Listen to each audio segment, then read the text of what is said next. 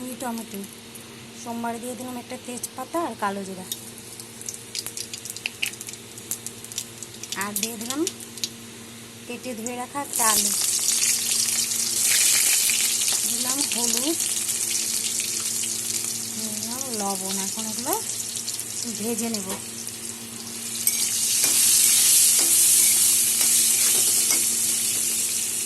আলু আমার ভাজা হয়ে গেছে। এখানে কুচি করে রাখা আধা পেঁয়াজ দিয়ে দিলাম, আর দিয়ে দেবো একটা টমেটো, একটা টমেটো আছে, টমেটো দিয়ে দিলাম।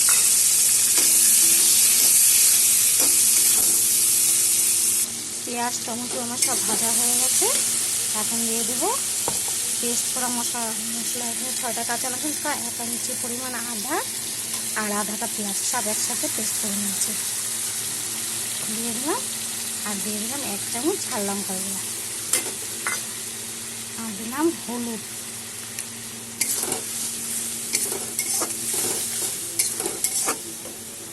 মশলা আমার কষানো হয়ে গেছে, মশলা পুরো তৈরি হয়ে গেছে।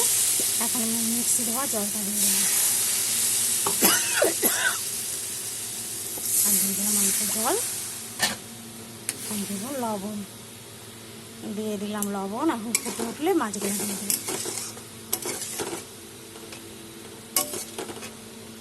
ঝোল আমার ফুটে উঠেছে। আর এখানে 5 পিস মাছ ভেজে রেখেছিলাম, ওটা দিয়ে দিলাম। এখন ফুটে উঠলে গ্যাসটা অফ করে দেবো।